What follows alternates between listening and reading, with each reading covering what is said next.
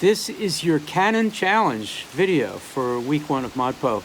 I'm recording this in the middle of a storm, and maybe there's something about Canon challenges and storms that make an appropriate match. Each week in the middle of the syllabus, we present a very brief commentary expressing our doubts, our concerns, our second thoughts, our basic questions about the poets and poetry encountered during that week, partly to remind us, we ourselves, but also all ModPo participants, that the canon, which is to say the selection of poets and poems that we make to fit or exemplify any category or phase or movement or period in modern and contemporary U.S. poetry, needs to be pondered for its slants, its biases, its oversights, its unintended implications.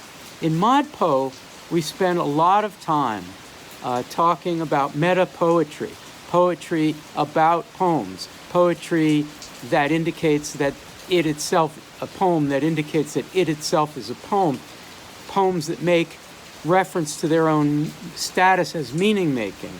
But we also want to think meta-canonically, which is to say we want to ask, how did we get to the point where these are the poems that are in the syllabus as opposed to others? We retain poems that we have doubts about, often, almost always, but we want to be sure to include somehow in our conversations the conversations that we have with and against those poems. So you think about the canon as constantly, dynamically, iteratively developing with all of the doubts that one has about anything that is developing in an ongoing way. So ModPo Plus gives us a chance, ModPo Plus, the parallel syllabus that you can look at, it's huge. It gives us a chance to complicate and extend the main syllabus, and implicit and sometimes explicit in the ModPo Plus syllabus are poets and poems who challenge the main assumptions and definitions. You'll find in ModPo Plus lots of video recordings of us talking about our doubts and questions. But in the main syllabus, which is really like a canon, an anthology, it's a small selection, agonizingly small. We have put into the midweek syllabus, each week a canon challenge video like this one. And we hope that you get the impression that we don't think our syllabus fell from the sky, that we don't believe that the canon occurs naturally or inevitably, but represents a series of choices. So what do those choices mean? So as for week 1, since this is the canon challenge for week 1, Dickinson and Whitman. Well, if our goal was to find two poets who radically diverged from the sentimental Victorian verse being written overwhelmingly and published and celebrated through much of the 19th century in the United States. Well, with Dickinson and Whitman, both of whom were ignored, ridiculed, shunned, excluded from anthologies, especially Dickinson, for a long time in their time, we've certainly chosen well. We're not doubting that. But as for Dickinson, she's radical in her refusals sometimes, often.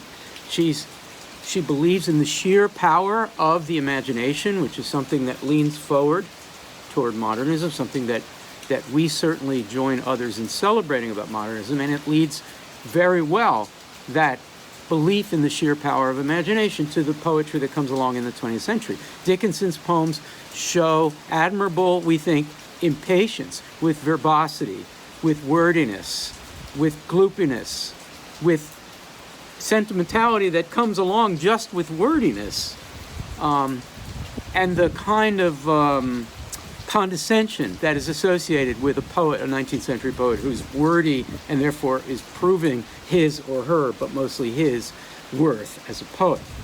People who admire modernism, that comes partly out of Dickinson, admire the way her poems cut through the rhetorical crap.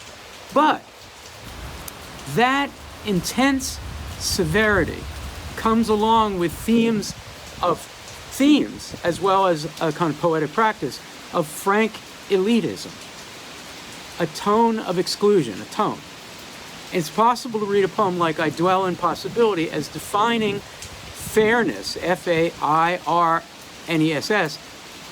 in such a way as to exclude those who are not fair, even in the very large 3 or 4 ways in which Dickinson means that word. So you could say that Dickinson is not a poet who uses democratic forms.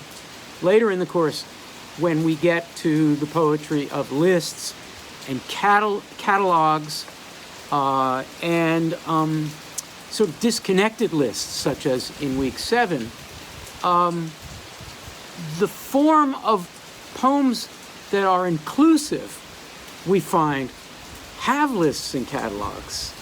Poems that reserve their structural energies for democracy's otherness, let's just say. You'll see what I mean about what I'm saying here. Those later poems are not very Dickinsonian, let's just say that. Or you could skip forward right now to Amiri Baraka's poem Incident in week 6. Dickinson would have aligned herself with the confusion of pronouns. In that poem, there are 2 third-person pronouns, he. Equivalence is referring to different people, presumably.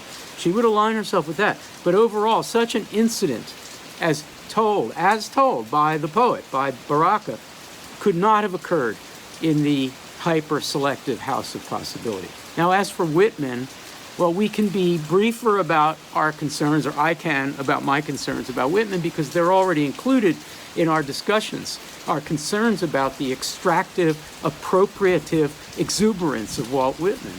What I assume, you shall assume. It's a gorgeous, radical equation until you think about it a little bit. What room is there really for the other? A truly distinct and different other in the work of a poet making all of those assumptions about who that other is. So Divya Victor ends week 1 with her vision of these concerns.